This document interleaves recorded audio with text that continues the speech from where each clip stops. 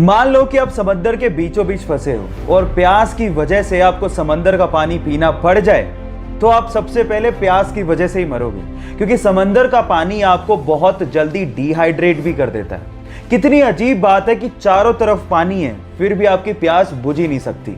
पर अगर आपको जमी हुई सी वाटर की आइस मिल जाए तो उसको खाने से शायद आपकी प्यास बुझ सकती है। ऐसा इसीलिए होता है क्योंकि नमक बर्फ के क्रिस्टलाइन स्ट्रक्चर में फिट ही नहीं होता, इसीलिए बर्फ में पानी के मुकाबले मात्र 10% ही नमक रह जाता है, जिससे आपकी प्यास बुझ सकती है। ये नॉलेज आपको कैसी लगी चैट सेक्शन में लिखना मत भूलिएगा। गोल्ड यानी कि सोना रईसी की पहचान मानी जाती है, लेकिन सवाल यह है कि अर्थ की क्रस्ट में तो बहुत सारे मेटल मिलते हैं, फिर गोल्ड को ही इतनी तवज्जो क्यों दी जाती है? मैं आपको बताता हूँ। गोल्ड एक ऐसा मेटल है जिसपे कभी जंग लगती ही नहीं है। एक्चुअली जब भी कोई मेटल ऑक्सीजन और मॉइस्चर के कांटेक्ट में आता है तो उस पे जंग लगनी शुरू हो जाती है, जैसे कि लोहे का ब्राउन हो जाना, चांदी का काली हो जाना, कॉपर का ग्रीन हो जाना। ये सब कोरोजन यानी कि जंग लगने की वजह से ही होता है। लेकिन गोल्ड एक अनरिएक्टिव मेटल है जो ऑक्सीजन और मॉइस्चर के साथ रिएक्ट करता ही नहीं है।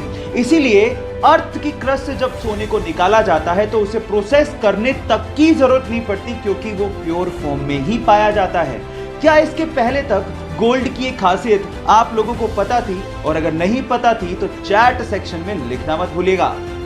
आपकी लाइफ में कभी ना कभी आप लोगों ने देखा होगा कि जब आप कभी कोई एग्जाम देने जा रहे हो या फिर कोई अच्छा काम करने जा रहे हो तो आपकी मम्मी ने आप लोगों को दही और शक्कर का कॉम्बिनेशन तो जरूर खिलाया होगा। लेकिन अगर मैं आपसे पूछूं कि इसके पीछे का रीजन क्या है तो शायद आप कहोगे कि ये कोई अंधविश्वास होगा, लेकिन ऐसा नहीं है। एक्चुअली इसके पीछे एक साइंटिफिक रीजन है। एक्चुअली दही एक कूलिंग फूड होता है और शक्कर के अंदर ग्लूकोज होता है, और इन दोनों का कॉम्बिनेशन आप लोगों को एक इंस्टेंट एनर्जी देता है और आपके ब्रेन की कंसंट्रेशन लेवल को बढ़ाता भी है। तो अगली बार जब आपकी मम्मी आप लोगों को दही और शक्कर खिलाए तो इसे अंधविश्वास मत समझिएगा, इसके पीछे साइंटिफिक रीजन को समझ के प्यार से खाइएगा और अपने अच्छे काम के लिए जाइएगा, सक्सेस जरूर मिलेगी।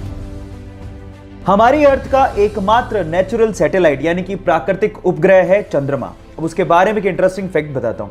आपका अभी इस वक्त जितना भी भार है उसका सिर्फ 1/6 भार ही आप लोगों को मून पे फील होगा। मतलब मान लो कि आप 60 किलो के हो तो उसका 1/6 यानी कि सिर्फ 10 किलो का भार ही आप लोगों को मून पे फील होगा, यानी कि आप अपने आप को हल्का महसूस करोगे।